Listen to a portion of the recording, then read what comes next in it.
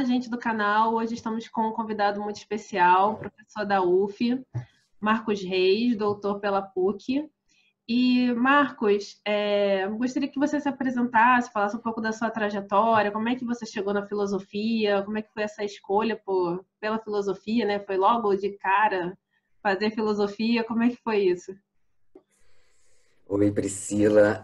Parabéns aí pelo canal, parabéns pela iniciativa. A gente está tão limitado de recursos, né? E poder ter um canal da gente conversar, da gente falar como esse aí é muito interessante. Eu também estou tentando, né, lá com o meu canal também apresentar esse tipo de coisa e fico muito feliz por você ter me chamado. A gente tem até interesses parecidos, né, dentro da filosofia. Mas como é que começa, né? Por que a gente foi fazer filosofia e como é que começou isso tudo, né? Retroativamente, é mais fácil da gente ficar imaginando por que começou, né? Se a gente for para trás, né? Mas assim, quando eu vi que eu ia realmente fazer filosofia, quando eu fui formalmente apresentado para a filosofia, foi no segundo grau que eu tive aulas de filosofia com um professor que eu acho que até você conhece, o Luiz Felipe Pelintani, né, que é lá do nosso departamento, colega da Alice, colega do Alexandre Costa, né, somos nós quatro lá da UF, né, é um núcleo até grande, relativamente grande, de filosofia antiga, né, o Alexandre Costa, o Luiz Felipe e a Alice e eu, que somos, assim, digamos, classicistas puro sangue, né, digamos assim, né, foi que eu fui apresentado à filosofia a questão do espanto, eu acho, a questão que me moveu e que eu me identifico desde muito criança, eu percebi na aula coisas que eu já fazia desde muito criança, né? Como ficar perguntando sobre as coisas. Eu lembro de uma coisa que me incomodava muito quando eu era criança, e era uma coisa muito forte, assim. Criança, eu estou falando aí, que eu me lembro, 8, 9, 10 anos, assim. Por que eu fui nascer eu? E por que eu não nasci qualquer outra pessoa? Eu podia ter nascido você, né? Por que eu não nasci? Por que eu nasci eu e não nasci qualquer outra pessoa? A pergunta é, por que eu sou eu e não qualquer outra coisa? Eu podia ter nascido um jabuti, um macaco, uma árvore, sei lá, por que eu sou eu? Né? Eu lembro disso muito forte. Eu gostava de umas frases assim, de efeito, eu ia até. O que prova que eu existo? Eu me lembro dessa a questão do sonho. E se tudo aqui for sonho? Eu lembro que eu ouvi isso em algum lugar, e eu lembro de eu brincar isso com os meus amigos, uns 14, 15 anos, se tudo isso aqui for sonho. Como é que a gente tem certeza que isso aqui não é um sonho? Porque eu já tive num sonho, né? E no sonho eu tinha certeza que era verdade. Então, agora, a única coisa que me prova que não é um sonho, é que eu estou tendo certeza que isso aqui é verdade, mas essa mesma certeza a gente teve no sonho. Enfim, é o argumento sonho. Depois, quando eu descobri isso na filosofia, eu falei, caramba, é um argumento sonho que aparece em vários autores, aparece em Platão, Descartes tem esse argumento, muitos autores trabalham com esse argumento. Mas eu acho que é isso, eu acho que tinha uma chispa Esse filosófica, um estranhamento. olhar. Exatamente, esse estranhamento, esse olhar para o mundo e não saber o que é. E quando eu tive na graduação, com 17, 18 anos, assim, eu vi filosofia, eu vi uma coisa, cara, é isso que eu quero fazer na minha vida, eu não tive dúvida nenhuma, assim, quando eu fui, eu pensava em fazer direito, eu pensava que eu gostava muito de falar, né? Mas a questão do calma, acho que é uma questão muito existencial, muito da vida, assim. E nesse sentido, eu acho que todo ser humano, por ser um ser humano, filosofa. Um pouco que seja, mesmo que ele despreze a filosofia, o que para mim é filosofar? É não saber o que está acontecendo e querer saber, e tentar entender. Né? Talvez os animais façam isso, talvez as pedras façam isso, parece que não. Né? A distinção clássica que se faz na filosofia é que uma pedra ela não se questiona ela ser pedra, então ela não tem consciência, ela não tem uma reflexividade, ela não está aberta para ela mesma. Né? Mas eu duvido, acho que isso é um preconceito. Vai que a pedra está pensando lá do jeito dela. Né? A pedra está parada lá pensando, a Tem pedra. como saber se não pensa, né? Isso que é o problema também. Exatamente. Que critério eu tenho para dizer que o meu pensamento é tão superior a qualquer outro pensamento? E nesse sentido eu respeito muitos indígenas, né, brasileiros que acham que a pedra é um ser vivo. e acha que a pedra tem vontades, emoções e tem determinado tipo de relacionamento com o mundo. Eu respeito muito. Isso é um preconceito muito grego, né? É muito perigoso esse preconceito. Dizer que o mundo inteiro não tem uma característica que só o homem tem. E só o homem que tem os olhos abertos da filosofia, só o homem é que se espanta com o mundo. É, a princípio, eu reconheço muito no ser humano. Pelo contrário, tem vários seres humanos que parece que não tem, né? Que parece que não gosta, que não se interessa. Mas eu acho que não. Eu acho que se é um ser humano, se tem linguagem, se a pessoa fala, se a pessoa tá de olhos abertos para o mundo, em algum lugar na vida dele, ele se espantou com o fato dele existir e dele não existir. É a pergunta lá que o Heidegger faz no Que é a Metafísica, citando Leibniz, né? Por que existe simplesmente o ente, as coisas? Por que as coisas simplesmente existem em vez delas não existir? Né? Por que as coisas são como são em vez de não serem? Né? Então, essa questão, eu acho que é horrível falar de uma questão universal também, mas eu prefiro chamar, não de uma formulação, mas esse estar de olho aberto, né? Estar de olho aberto e ter consciência de que não está entendendo, né? E procurar entender. Eu acho que esse é o princípio da filosofia. Fala. Essa sua fala me lembrou muito Heidegger falando sobre o que causa um pouco essa individualidade, talvez, a questão do angustiar-se, do estranhar, né? Então, essa angústia ela é muito singular. Então, essa coisa que você falou, ela pode até ser compartilhada, mas ela não é compartilhada da mesma medida, né? Essa angústia, esse estranhamento, ele é algo muito particular, que vem de algum detalhe muito, muito próprio, né? De cada pessoa. Eu acho que um gostar dessa angústia, o perceber a gravidade dessa angústia, desse não saber, né? Eu acho que tem certas pessoas que colam nisso e se apaixonam por isso. E tem certas pessoas que essa angústia passa, mas ela não fica, a pessoa procura outra coisa, ela não acredita, ela não acha que vale a pena você ficar parado no não saber. Né, e olhando para o mundo e querendo continuar na dúvida, né, gostar de ficar na dúvida. Eu acho que você é uma posição muito socrática, né? Tipo, o Sócrates que quer saber, quer conhecer, mas suporta a aporia, suporta a dor de não saber. Isso. E é isso que motiva a movimentar, né? Motiva a procurar, sempre em busca do conhecimento, sempre em busca.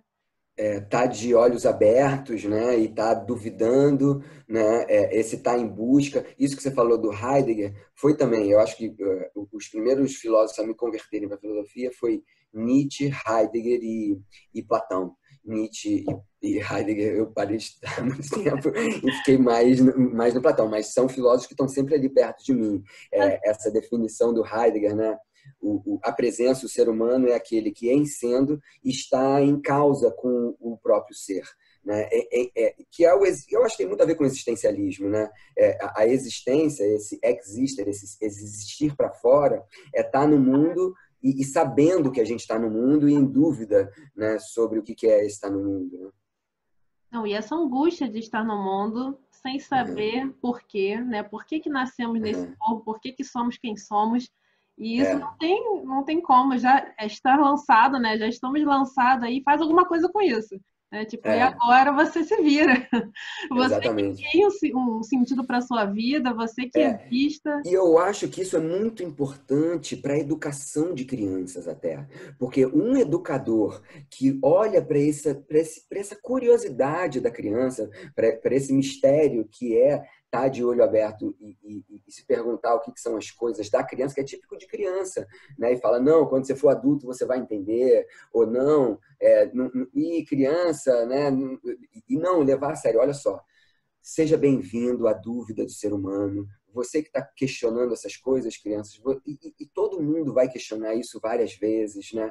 Então, esse cuidado com a dúvida de criança, né? Mas você estava me perguntando isso, eu vi retroativamente, né? Depois que eu já estava na filosofia. Fez muita análise, né?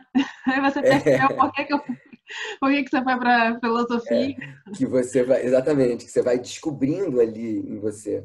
Mas como você falou aí, o Heidegger, eu estudei com Gilvan Fogel, né? Carneiro Leão, né, foram os meus professores ali na graduação, né? E fui muito influenciado pela também Carmen Lúcia, né, outra professora de filosofia antiga lá do IFIX, né? E muito marcado aí pelo estudo da filosofia antiga, e a coisa do classicismo também, né? Logo cedo eu comecei a estudar grego. Na verdade, a gente começou a estudar grego no segundo grau, né? A gente tinha uns grupos de estudo de grego, assim, em que eu comecei a fazer um método de grego que o Carneiro Leão ensinava no IFIX, né? Que o Fernando Santoro também trabalhou, o Luiz Felipe também estudou nesse método. Enfim, e aí então eu conheci o Fernando Rodrigues, que é professor também, né, do IFIX, né? E ele me apresentou muito, e depois a Mauro Iglesias, foram os meus mestres, assim, a Mauro Iglesias na PUC, né? E aí já me apresentaram o que é ser um classicista, né? O estudo de textos clássicos, o rigor com o texto, essa busca do original, essa coisa né, da leitura e da tradução e do manuseio com o texto clássico, né, com o texto grego. Não, mas você começar o grego no segundo É, grau é foi, realmente. Você estudou foi muito. onde? Você conseguiu fazer um Não, grupo de estudos de grego? eles fizeram, a gente fez, na verdade, assim, o meu grupo, a minha, eu estudava no SEAT, né, e o professor Luiz Felipe dava aula para a gente lá, e eu fui fazer grego com uns 5 amigos meus. A gente estuda grego até hoje, a Ana Flaxman, né, o Pedro Susequinde. Você conhece a Ana Flaxman, da Unirio, né, o Pedro Sequinde, meu colega da UF também, e mais uns outros 3 ou 4 pessoas, 2 não foram para a filosofia e outros se formaram e estão hoje na filosofia. Nessa época que a gente tinha 17, 18 anos, começou a estudar filosofia, a gente fez um grupo de estudo de grego, e enveredamos aí. Parece uma coisa de jovens, né? Mas você imaginar a formação clássica, mesmo no Brasil, ela tinha o estudo do latim e do grego muito forte, né? Quem ia para clássicas, né? Quem ia para letras, né? Enfim, para as humanas, digamos assim, ele tinha um estudo que é um estudo de uma língua que é meio a mãe da nossa língua, né? Mãe das nossas línguas, né? Uma das mães, né? Existem muitas mães na nossa língua, mas o grego e o latim é uma formação E até. você já se apaixonou, né? Assim, a gente começa a estudar os antigos, a gente tem aquela coisa, a gente se apaixona e não volta mais para a contemporaneidade, assim, para estudar outra coisa. Porque tem todo o mundo da mitologia grega também, né? A mitologia grega é uma porta aberta. Eu brinco assim que Platão é uma porta para o mundo grego, né? Em Platão você estuda diferentes tipos de política grega, em Platão você estuda matemática grega, em Platão você estuda astronomia grega, em Platão você estuda medicina grega, em Platão você estuda mitologia grega, em Platão você estuda literatura grega, em Platão você estuda teatro grego, né? Então, todas as áreas, geografia, em todas as áreas do saber, Platão, de alguma maneira, deu um pitaco e ele é uma fonte assim, importante da história, dessa história que marcou muito, né, o Ocidente. Não é a única história do Ocidente, a gente tem as Áfricas todas, a gente tem muitos povos, né, ameríndios, a gente tem muitos povos mesmo dentro da Europa, né, e essa solidificação no mundo grego é uma coisa que eu tenho revisto muito, assim, como que isso também é opressivo, essa busca de uma origem verdadeira da Grécia, né, ela é muito problemática também, mas que é uma das influências muito importantes, isso é inegável, a gente não precisa ficar com raiva disso também, a gente tem que lidar com isso, né? É não só isso, né? Tipo, não Exato, só isso. Mas não pode exato. dizer que não é importante, que E não tem não é pegada isso. E ali. mesma coisa com o cristianismo. E é outra coisa. Eu venho de uma família cristã. Eu tive uma educação protestante. Minha família é batista. E eu também senti a chispa da religiosidade de um jeito muito forte também. A coisa de Deus e das divindades todas. Eu sou apaixonado por todas as divindades, assim. E a ideia da divindade é algo que me toca muito intrinsecamente, assim. Eu sou muito movido, muito apaixonado também pela ideia das divindades. Então, é a mesma coisa com o cristianismo, né? Você pode querer ser... É isso, os inimigos de Platão, de Nietzsche, né? Os inimigos de Nietzsche são quem? Sócrates e o cristianismo. Mas isso não quer dizer que você não vai ler ou vai ficar falando mal de Sócrates e o cristianismo. É o contrário. Não dá para ser, hoje em dia, se a gente não tiver algum tipo de relacionamento, mesmo que seja para superar, mesmo pra, né? É alguma coisa assim de você, que é o Heidegger também, dominar a herança, conquistar aquilo que nos foi dado. Né? Nos entupiram de cristianismo e de Grécia. Nos entupiram. Então vamos fazer alguma coisa com isso. Vamos entender, vamos reviver isso. Vamos fazer isso falar hoje em dia, né? Dialogar com o que a gente de modo vigoroso com hoje em dia. E saber os limites, né? Não, isso aqui eu não gosto da Grécia, isso aqui eu não gosto do cristianismo, qual o problema? Né? Mas que a gente é marcado por eles, a gente né? Tem uma coisa assim que eu tenho visto muito pela minha pesquisa, que eu também estou pesquisando Sócrates, que é essa relação do, teoricamente, a pessoa que vai levantar a bandeira da racionalidade, mas também é a pessoa que ouve um daimon, que sonha e que acha que os deuses estão, né, dizendo o que ele quer que faça, que as últimas palavras de Sócrates é justamente Criton devemos um galo Asclépio. Então, assim, a relação de Sócrates com a divindade, né?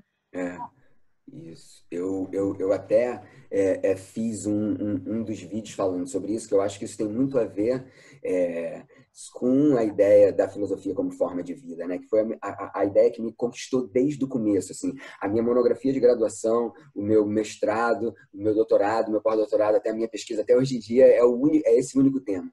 Como que a filosofia é uma forma de vida, como que a filosofia é um jeito de lidar com o mundo. E o Sócrates dionisíaco, né? Porque, me desculpa Nietzsche, né? Mas o Sócrates, ele é descrito como um sacerdote de Dionísio no banquete. E são todos elementos, Bakeuen, né?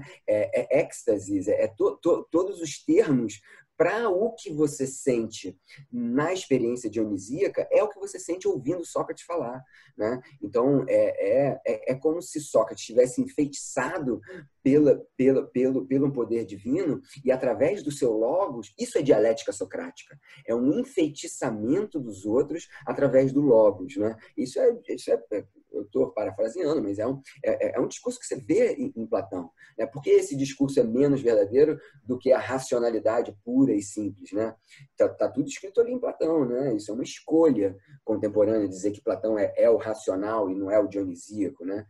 Parece que tem os textos antigos, né? E aí a gente pode falar Sócrates, né? Platão e tal, e a gente pode ir lá nos textos e identificar coisas, e parece que tem o platonismo, né? Que parece o que fizeram de Platão ao longo do tempo, e aí tiraram milhares de elementos que estavam ali juntos, né?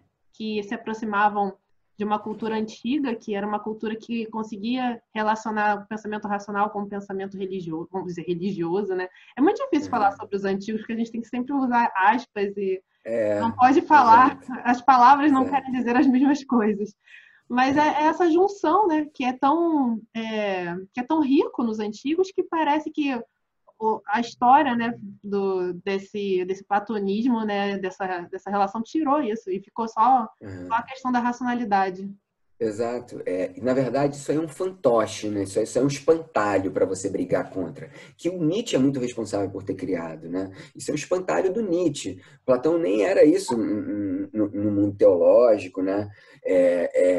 Mas é um espantalho importante de saber, né?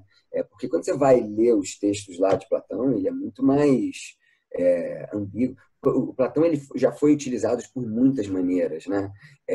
Para você ver, Fílon de Alexandria, que era um judeu, achava que Platão tinha lido o que leu, tinha pensado o que pensou lendo Moisés, lendo Gênesis, lendo Êxodo, né? Entendeu? Então, olha o que ele faz. Aí o que ele faz? Fílon de Alexandria, que é um judeu, ele lê a teoria das ideias no Gênesis e diz que Platão leu a teoria das ideias no Gênesis. Mas ele é que taca o Platão em cima do Gênesis, entendeu? Mas ele fala, esse mundo todo que o Platão está criando aí, na verdade ele tirou de Moisés. Veja bem, Moisés é platônico, é isso que ele faz, né? Filon, então, é o médio platônico ali, judeu, que reinterpreta a Bíblia à luz de Platão, mas tentando fundamentar que Platão só pode ser Platão porque leu Moisés, que Moisés escreveu, né? Teria vivido em 1200, né? E os textos escritos ali de Moisés você já tem 700, 600, realmente. Poderia ter lido, mas muito provavelmente não leu, não tem. O Nietzsche até brinca com isso, né? Que, na verdade, Platão teria sido influenciado por essa mentalidade semita, né? Ele fala, Platão era cristão antes do cristianismo, cristão antigrego. O cristianismo É é o platonismo para o povo, né? Um platonismo simplificado, um platonismo das massas, né?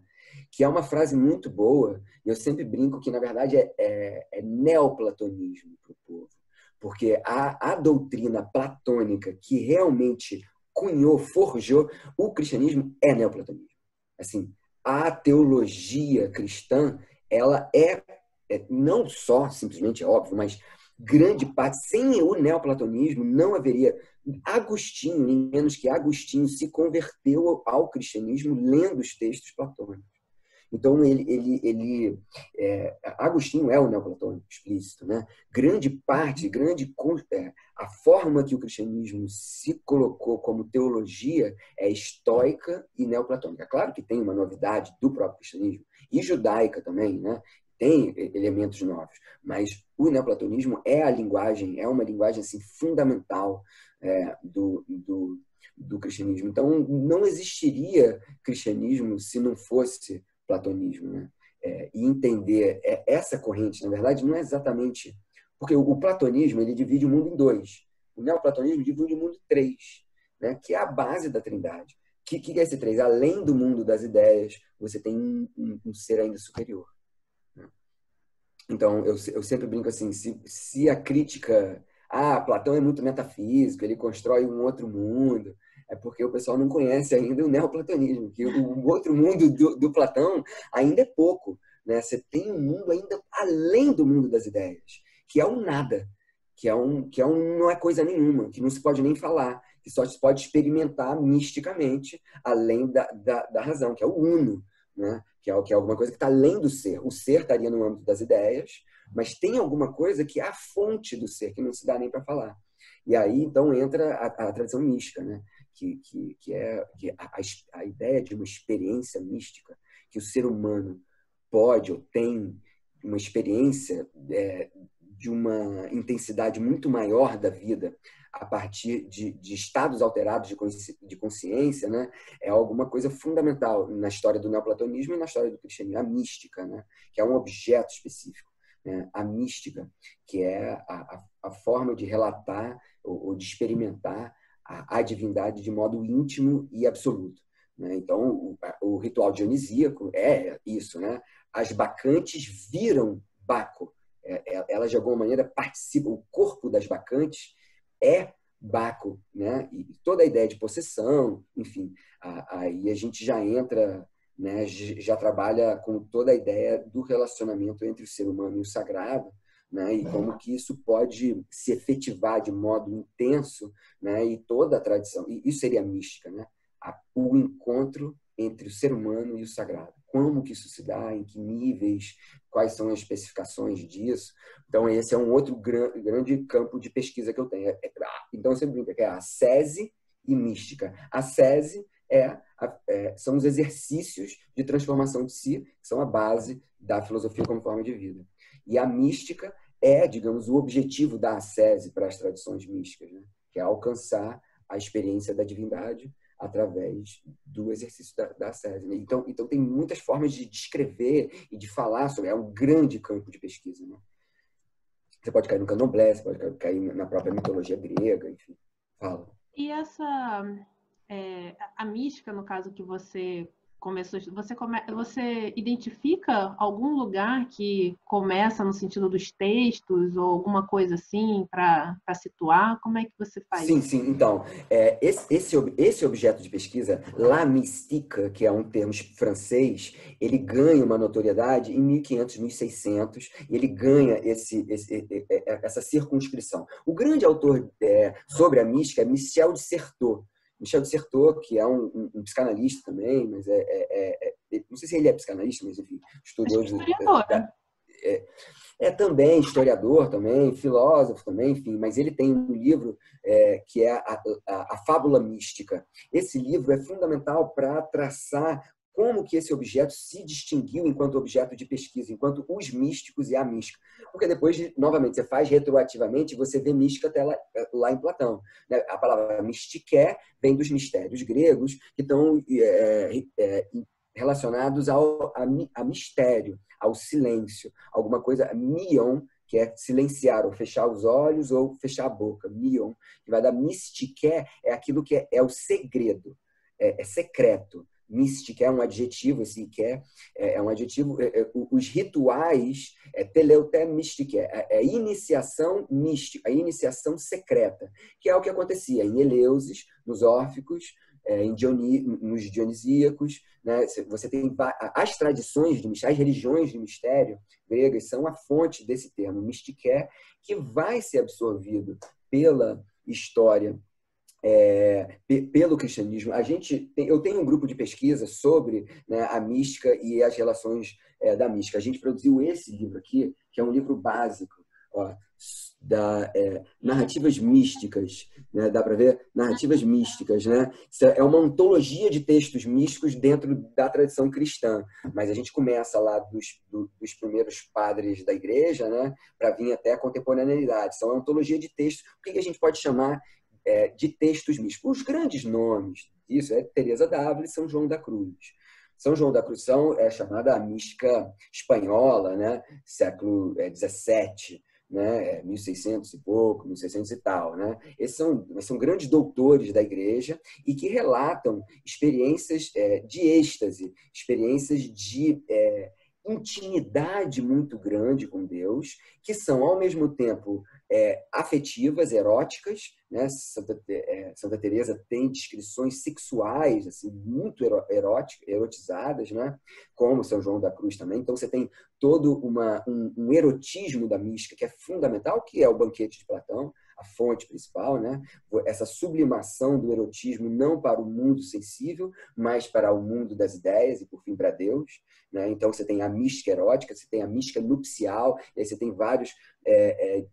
claro que o Cântico dos Cânticos da Bíblia, né, que é um texto erótico, que é um texto que não tem a palavra Deus, é um texto entre o noivo e a noiva que estão se encontrando e vão se casar, né? E todas as tradições de intérpretes cristãos e judaicos, né, judeus, do Cântico dos Cânticos, vai fundar essa tradição da mística erótica. Né? E, por outro lado, você tem a mística racionalista, a mística intelectual, a mística do conhecimento. Eu conheço, da gnose. Né? Então, os gnósticos, né? E toda a gnose, a gente fala de uma mística reflexiva ou de uma mística epistêmica, né? Então, você conhece Deus. Né? Você conhece o que você ama e você ama o que você conhece. Então, nesse sentido, você tem esse aspecto gnosiológico da mística, de que maneira o ser humano pode conhecer Deus, né? E o aspecto... Então, assim, o que é a mística? Né? É um conjunto de textos que relatam as experiências místicas desse encontro com a divindade, esse encontro com o mais amado, né? Que perpassa muito por uma incapacidade de ser descrito. Né? Esse é um tema fundamental. Não se pode falar sobre essa experiência da divindade. Por isso que é mística, por isso que é mistério, né? Por isso que não é da ordem da linguagem, não é da ordem da racionalidade, né? Mas ele é o objetivo da racionalidade. Todo conhecimento, no fundo, deriva disso que não é conhecimento, que está além do conhecimento. E aí surge um conceito fundamental na mística, que é a teologia negativa. A teologia negativa, ou apofática, é uma forma de descrever Deus negativamente, negando tudo. Deus, você nunca vai falar o que é Deus. É Mestre Eckhart, né? Um outro grande nome também da teologia negativa, dessa descrição apofática. E o Heidegger vai ser muito influenciado também pelo nada, essa experiência do nada, essa experiência de desnudamento do Heidegger é uma influência de um neoplatonismo do Mestre Eckhart. Tem muitos estudos, né? E vai dar até uma aproximação dele da escola de Kyoto, do budismo, né? Que é uma escola japonesa. São mestres zen budistas, né? Que estudam mestre Eckhart, e muito da filosofia ocidental também, e que o Heidegger, no final da vida, vai ter um relacionamento. Né? Então, o que eu estava falando, a teologia negativa, ela é uma metodologia para se alcançar Deus, retirando todos os objetos. Ficando com o quê? Ficando com a pura experiência. Com nada. É um esvaziamento de si e do mundo. Né? Tanto é, talvez até, porque assim, Deus não é nenhum conceito humano. Então, Deus não é nenhum objeto que você falar. Tudo que você pensar não é Deus. Então, vamos lá, vamos tentando. Deus não é pequeno, Deus não é grande. Né? Deus não é preto, Deus não é branco. Né? Deus não é mal, Deus não é bom. Né? Deus não é o diabo, Deus não é Deus. Porque Deus ainda é alguma coisa minha. Né? O mestre Eckhart tem uma oração que é assim, uma frase dele: Deus, por favor, livra-me de Deus. Né? Como se o próprio conceito de Deus te atrapalhasse a alcançar aquilo que esse conceito quer remeter. Então, o próprio termo teologia seria equívoco. Né? Se fala de... Porque não é teos também. Se fala de uma enologia, porque a ideia de unidade radical também é a ausência de toda multiplicidade. Né? Você vai tirando e não sobra o para ser nenhum pode ser. Né? De tão que ele tem que ser, sabe? Então, então, você tem uma grande tradição da teologia negativa, que é fundamental nessa mística neoplatônica. Né? Esse é basicamente o meu objeto de pesquisa dentro desse mundo do cristianismo primitivo. Oi? Eu tô falando assim, objeto de pesquisa da vida, né? Que o mais engraçado é que você começou falando que foi para filosofia por causa de uma experiência de espanto, né? De tipo, quem eu sou. E aí você foi, parece, para o pior assunto do mundo, que isso me lembra muito a fala do Sócrates na Apologia, né? No final da Apologia, quando ele fala, não sei quem tá melhor, se sou eu que sou condenado à morte ou vocês que continuam vivendo. No final, só os deuses sabem. E aí parece que ele joga a bola, né, da sabedoria para os deuses, né? Tipo, ó, só os deuses sabem. E aí a gente não tem como saber. E estudar isso parece que é sempre ficar no limiar entre o que você pode e o que você não pode, porque não tem como saber, no final das contas, né? É sempre sustentar a aporia, sempre sustentar a dor do não Mas saber. que te convoca, né? Não tem como não saber, mas tem alguma coisa que dá para saber, né? Tem alguma coisa que você pode fazer, Todas porque essas isso aí também... experiências, né? Essas experiências Exato. do êxtase, né? Alguma coisa assim. Isso. Eu acho que daquilo que não se pode, citando Wittgenstein, né? Daquilo que não se pode falar, é isso mesmo que a gente está tentando falar a maioria do tempo. E mesmo que não dê para falar, quanta coisa a gente consegue falar nesse meio tempo, né? A gente também não consegue parar de querer falar, porque alguma coisa vai mudando, alguma coisa vai surgindo desse falar daquilo que a gente não pode falar, desse falar daquilo que a gente não consegue falar. Né? Isso me lembra muito os Hegel, né? Falando que por que a gente não pode falar, por que a gente não pode dizer, que a gente fica falando e a gente fica sustentando esse mal-estar constante. Exato. É loucura. Exato. É isso. Você tinha falado disso, né? Como é que começou e quais são os meus interesses? São basicamente esses dois, né? Ascese e mística, né? Agora, tem um outro interesse também, que é outra ciência também obscura, né? Que é até bastante renegada, mas que, pelos deuses, eu só recebo incentivo para continuar a pesquisa, é a astrologia, né? A astrologia grega. Né? E as cosmologias que fundamentam a astrologia. Porque você sabe muito bem aí pelos estoicos, pelos estudos antigos, a contemplação da physis era uma forma de transformação de si. Né? Então, a física antiga, ela nunca era só puramente física. Ela sempre tinha algum tipo de implicação do sujeito dentro dessa física. Então, qual é a relação que está presente na astrologia? É a relação entre física e homem, né? Entre mundo físico e humano. Né? Qual o relacionamento entre a natureza, o cosmos e como que o homem vive dentro desse cosmos? Né? Isso é algo também que eu acho fascinante, assim, essas distâncias dos astros, os tempos e os espaços cósmicos é alguma coisa também que me atrai muito, assim, eu acho impressionante, assim. Sabe aquela coisa de você gostar de subir numa montanha para ver o visual, né?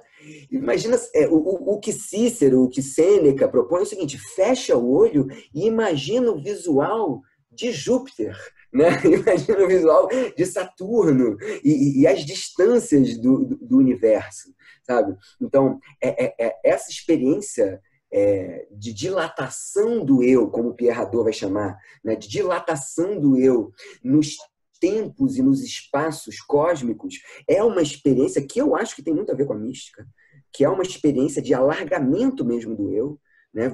Esse frio na barriga. Quando você olha para o céu, você está olhando um abismo, o maior dos abismos que você pode ver, né? E o abismo é uma coisa que dá aquele embrulho na barriga, né? Então, que tem muito a ver com a pergunta filosófica. Acho que o outro abismo sem fim isso como você estava falando aí, né? Você sempre está querendo perguntar mais, né? Outro abismo sem fim é a pergunta filosófica. Então, esse abismo que tem entre os planetas, e hoje em dia, né, é uma coisa absurda. As distâncias da Terra até o centro a nossa galáxia tem 100 mil anos-luz, né? Isso é uma das galáxias, né? É uma galáxia até bastante longa, né? Então, vocês se acostumando a esses tempos. Platão, no Timeu, no Teteto, no Teteto, ele fala: o filósofo é aquele que se preocupa com os tempos e os espaços do cosmos. E, portanto, o tempo e o espaço do cotidiano é pouquíssimo relevante. Então, hoje, na pandemia, a gente ficando enclausurado, a gente tem experimentado uma disjunção temporal muito forte. A nossa temporalidade perdeu o sentido. A gente não sabe mais se é segunda, ou sábado, ou terça, né? Você tem essa experiência de perda da temporalidade é típica de quem faz filosofia. Eu acho que, modéstia à parte, para nós, filósofos, né? Ficar fechado num quarto durante dias, isso é mais ou menos o que a gente gosta de fazer mesmo. É mais ou menos o que a gente faz mesmo, né? Não saiu muito do cotidiano, não, tá normal. Exato, exato, exato. Mas a Para gente quem tem... experimenta essas distâncias de outra maneira, né? A gente experimenta Exato. a distância, imaginando a distância, né? Pensando, você não precisa estar fora para estar fora, né? Você tem que criar isso dentro. Isso. O Marco Aurélio fala isso, os padres do deserto falam isso. Onde você estiver, pelo seu pensamento, você pode divagar para diversos lugares. E muitas vezes você ficar fechado num lugar, isso estimula um outro tipo de viagem, que é muito mais barata. Né? É a viagem interna, né? É a viagem que você faz pelo pensamento, né? Que é meio um lugar comum, mas essas brincadeiras já você está viajando, né? Quando falam da filosofia, eu adoro isso. Se isso fosse uma coisa de respeito, né? Mas é uma coisa de desprezo, né? Como se viajar não fosse alguma coisa digna, né, também, né? Você tem nesse desprezo, a filosofia é mó viagem. O que a pessoa quer dizer? Né? Ela está saindo, porque muita gente vai até a França, mas come no McDonald's, né? Vai até a Alemanha, come no McDonald's, né? O cara repete o mesmo lugar. Não adianta ir para a França e para a Alemanha ou para a África se você não consegue sair de dentro de você. Então, às vezes, você vai aqui na esquina e você consegue ir num lugar que você nunca foi na vida. Mas não adianta. Então, essa viagem externa que a gente tenta fazer, na verdade, vai sempre precisar de uma viagem interna. E é essa viagem que as pessoas falam, tá viajando. A pessoa que não quer viajar, a pessoa que tem medo de viajar, que fala, você está viajando como se fosse alguma coisa desprezível, né? Poxa, claro que eu estou viajando, eu gosto de viajar, eu gosto de conhecer lugares diferentes, eu gosto de me relacionar com o outro. Né? O que eu faria se não viajar? Acho que viagem é a própria possibilidade da gente sair de si. Né? Então, filosofia é uma viagem mesmo. Né? Encontrar essa alteridade, né? E a gente se Oi? olha melhor, encontrar essa alteridade, Exato, né? E a gente se olha melhor quando a gente se olha por uma outra perspectiva, né? E isso é tão enriquecedor. Exato. Quando a gente consegue sair de si, quando a gente volta para o nosso país de origem, depois que a gente passou muito tempo no exterior e sentiu todo aquele mal-estar, porque viajar é encontrar o outro, e encontrar o outro é desagradável, né? Também viajar não é uma coisa assim, vou viajar. É só que a pessoa tem muito dinheiro e repete o mesmo padrão que ele tem aqui, né? Mas ir encontrar o outro é alguma coisa que você se perde o ônibus, você não sabe se comunicar, você acha que alguém vai te dar uma volta, né? É perigoso, né? Viajar é como você falou, é lidar com e não é à toa que os filósofos gregos todos têm uma história meio mitológica de fazer uma viagem ali pelo Mediterrâneo, de ir para o Egito, Solon, né? Próprio Platão, né? Você tem essas viagens que os sete sábios, né? Os pré-socráticos, todos têm esse viajar, né? Como esse encontro com o exótico, com o esquisito. E quando a gente volta para casa, a gente vê um monte de coisa na nossa própria casa que a gente nunca tinha pensado que a gente ia poder fazer. Né? De novo, a coisa do Talma, né? Isso é muito enriquecedor mesmo, né? É você também, às vezes, também sofrer um preconceito que você fala assim, nossa, mas aonde eu tô, eu não sofro preconceito. O que eu tô sofrendo, Uhum. né? Então você tá num lugar que, tipo, não sabe nem quem é o seu país, que língua você tá Uhum. falando. Aí você fala assim, nossa, eu não sabia que as pessoas não sabiam onde eu morava, nem que língua que eu falava. Então, é Uhum. estranho, né? É estranho estar num lugar diferente e ser o É, diferente naquele lugar. e eu acho isso, o filósofo é aquele que gosta dessa diferença, um pouco, né? Gosta, mas é esquisito, né? É estranho, se sente atraído. E tem momentos na vida que não adianta, a gente é jogado nessa diferença, né? Né? A gente é forçado a olhar isso, né? A viver com aquilo que é estranho, que é outro, que não encaixa, que você não sabe o que é, né? Um certo mal-estar de tá vivo, né? É isso que é muito o que move a filosofia, né? O que move o desejo também, né? E a filosofia tem muito a ver com desejo, esse questionamento, essa curiosidade tem muito a ver com desejo, né? Com gostar. Por isso que até que eu recomendo muito para os meus alunos de respeitar o que a gente está com vontade de estudar, né? Essa coisa da metodologia de pesquisa, né? Às vezes você tem que ler aquele texto, mas você não quer ler o texto, é pior você ficar se forçando. É melhor você ler um outro texto, mas que é de filosofia também, que tem alguma coisa a ver parecida, que lá pelas tantas você retoma esse desejo de voltar para o texto principal. Porque quando a gente está lendo com desejo, a gente lê muito mais rápido, né? E lê muito mais intenso do que a gente está lendo por obrigação, que a gente está toda hora olhando o relógio, que a gente não entende. Né? Você não experimenta isso também? Total. Só consigo fazer o que É, eu gosto, porque o que eu não gosto é. é insuportável. Exato. Mas o legal é que você estuda uma coisa que parece que dentro da academia não é uma coisa tão simples, né? Assim, falar sobre mística, falar sobre essas experiências meio. Parece que a filosofia, pelo menos assim, né, a leitura que muito Foucault faz, né, que a filosofia hoje em dia ela perdeu esse caráter do modo de vida, ele perdeu essa sensação então de transformação de si, virou um discurso racional. Uhum, E uhum, uhum. você concorda com essa crítica? Você compartilha disso no sentido da filosofia dentro da academia e todos os procedimentos do discurso racional? Como é que você vê essas questões hoje, já que O Foucault, o Hadot, né, o Pierre Hadot, identifica na Idade Média a saída da forma de vida do âmbito filosófico para o âmbito ritualístico. A filosofia é um instrumento da teologia, é um instrumento da vida religiosa, que é o lugar onde tem a forma de vida. Né? Isso vai se separando cada vez mais e a filosofia vai ganhando uma autonomia e se torna ciência, né? E a ciência ela tem uma certa pretensão de objetividade naquilo que ela conhece.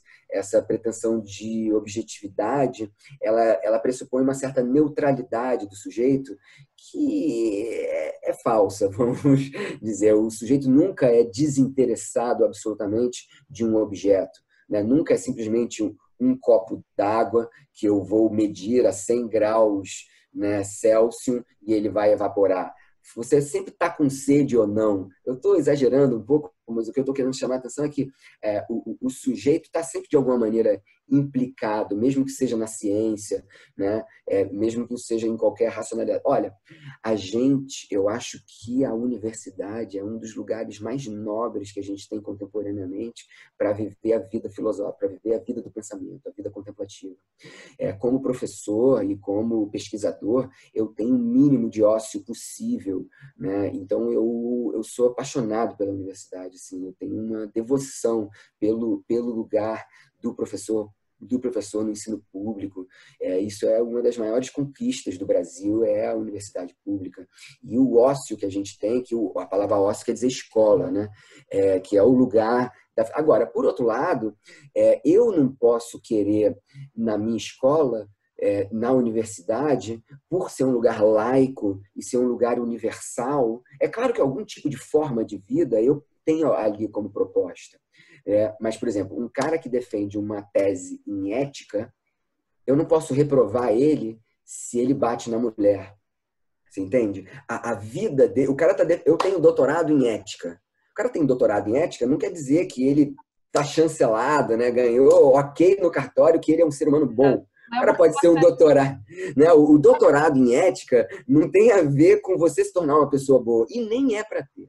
Nem é para ter. Porque senão a universidade também se colocava num lugar de critério do bem e do mal. Pelo contrário, né? Ali a gente está... É uma tentativa de produzir algum tipo de coerência minimamente sistemática. Né? Você não vai exigir de uma pessoa que faz um doutorado que ela resolva um problema filosófico na vida dela. Eu acho que é uma exigência absurda, né? Demasiado. É claro que a vida filosófica ela está na universidade e perpassa a universidade. Mas como que ela se insere ali, né? E como que ela vive ali é uma coisa muito complexa, muito delicada, né? De também você instituir isso. Porque não é uma seita, eu não sou um guru em que as pessoas, quando fizerem doutorado comigo, vão ser boas ou não, né? Então, nesse sentido, a universidade tem que ser laica, tem que ser realmente o que a universidade pode produzir. Ela não pode. Se você vai para a psicologia tentando se entender, ou se você vai para a filosofia tentando resolver as questões filosóficas, você vai... O que você vai aprender na universidade? Você vai aprender a pesquisar e a produzir um texto acadêmico. Eu acho que isso já está de bom tamanho. Entendeu? Se você, dentro da universidade, aprender a pesquisar e aprender a produzir um texto acadêmico, está ótimo. É claro que dentro disso a gente vai falar sobre os modos de vida, mas isso está fora. A instituição, universidade pública, não pode circunscrever os múltiplos modos de vida que a gente pode ter. O que ela tem que dar para a gente? Um suporte para a gente pensar. E aí cada um pensa do seu jeito. Entendeu? E o que eu vou exigir também? Que a pessoa tenha um bom texto, saiba pesquisar e me entregue um texto coerente. Então, uma tese de doutorado é um texto coerente, sabe? E um texto coerente sobre um determinado assunto já é muito difícil fazer. Entendeu? Se você conseguir provar, é isso que eu tenho capacidade também de avaliar os outros. Eu não vou falar, você está errado na sua filosofia. Eu posso criticar, eu posso pensar de outra, mas se a pessoa é um bom pesquisador e escreve bem, ela, entendeu? Ela conseguiu realizar uma pesquisa e teve um produto ali que ela aprendeu alguma coisa e consegue desenvolver determinada argumentação. É isso que então eu vejo muito aluno dos primeiros períodos se decepcionando muito com a universidade, dizendo, pô, mas aqui eu não estou encontrando... O que a universidade nos dá é isso, né? Saber escrever bem, saber produzir uma pesquisa acadêmica, né? E eu acho que isso já é de ótimo tamanho, né? Esse é o espaço que a gente tem. Se você quiser falar alguma coisa, vamos. Marcos, só tenho a agradecer a sua presença aqui, foi maravilhoso, aprendi muito, e é bom saber que uma pessoa está na filosofia e tem esse amor pela filosofia, né? Esse pato de estar gostando, né, do que faz, e é tão assim motivador também para a gente que gosta de filosofia. É uma coisa meio inexplicável, né? Porque você gosta e você não sabe muito explicar, e às vezes você quer contaminar as outras pessoas dizendo que, poxa, é tão legal isso, e às vezes a gente não toca muitas pessoas, mas é legal ver quando você encontra pessoas que você sente que, nossa, são movidas por algo que gostam de verdade. Com certeza, né? Eu acho que para mim é uma das coisas que me dá mais prazer também. Essa ideia de simpatia, né? Pathos, né? Que é a palavra para afeto, né? Para afecção, esse sim, né? Simpatia, a ideia de você perceber que você reverbera no mesmo pathos, na mesma afecção da pessoa, né? E olha para o mundo e tá com esse, né? Tá com esse amor por estar vivo, né? Eu acho que filosofia tem muito a ver com isso também, com esse maravilhamento com o mundo, né? Porque até para juntar esses dois interesses, né, digamos, de religião e filosofia, o Platão e o Aristóteles vai dizer, né, que o Talma é arqué da filosofia, mas é arqué do amor aos mitos também, né? Então porque esse amor aos mitos é também o amor à poesia, né? Esse amor, o que é a poesia, senão também fruto, né? O que é a poesia grega, senão também no Homero, né? Um Hesíodo, vê deuses em todos os lugares, né? Quando Tales fala tudo está cheio de deuses, ele é um poeta também, né? No sentido de estar tudo cheio de extraordinário, né? Aquele termo ethos do homem, o daimon, né? Lá do Heráclito, né? O lugar do homem é o extraordinário, né? O ser humano é esse que se maravilha com qualquer coisa, com um grão de areia, né? E quando eu encontro ressonâncias com outras pessoas, né? E é isso, eu acho que eu sou humanista e acredito que todo ser humano tem um pouquinho dessa fagulha, né? Se você puxar direitinho, você vai ver que todo mundo dá uma filosofada. Todo mundo faz uma filosofia, né? Se você conseguir ir conversando com a pessoa, você vê que a pessoa dá uma coisa dele, ele dá uma viajada, ele pensa as possibilidades dali.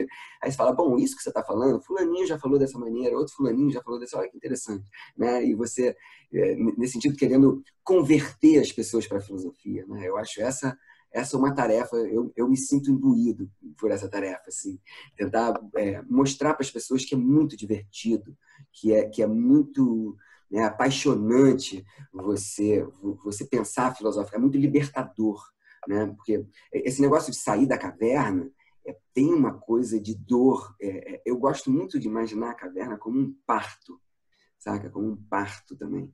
A pessoa saindo de dentro da caverna né? Um neném ali, né? Um bebê de dentro da caverna nascendo, né?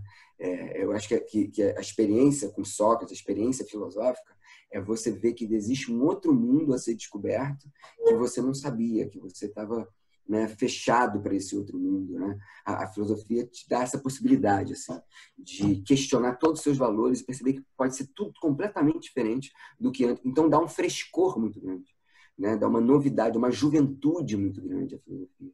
Eu acho que é alguma coisa de criança e de velho ao mesmo tempo, né? Porque é uma coisa de muito velho, né? A filosofia é uma coisa de velho, ao mesmo tempo é de muito criança, né? É esse aprender a morrer também, né? A gente vai refletindo, a gente vai desconstruindo e a gente vai vendo que tudo que a gente acreditava também pode ser visto de outra forma, e é isso é muito legal também com os filósofos, né? Cada filósofo que a gente pega é um mundo diferente, né? Uma forma de ver o mundo de outra maneira.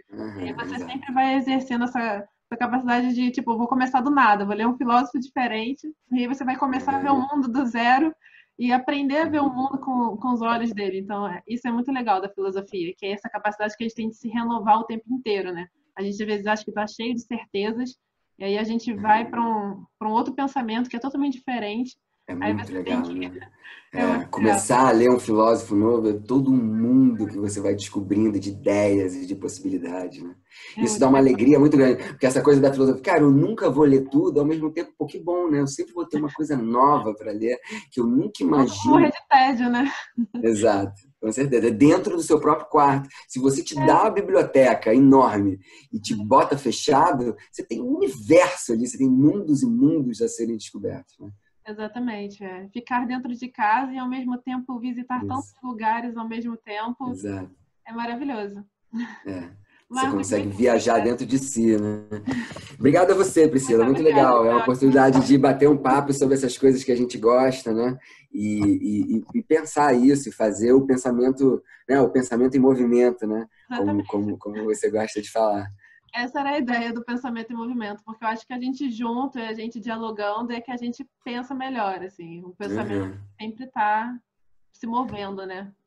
Muito Isso aí. obrigada. Tá, Valeu. obrigado a você. Valeu. Tchau. Tchau.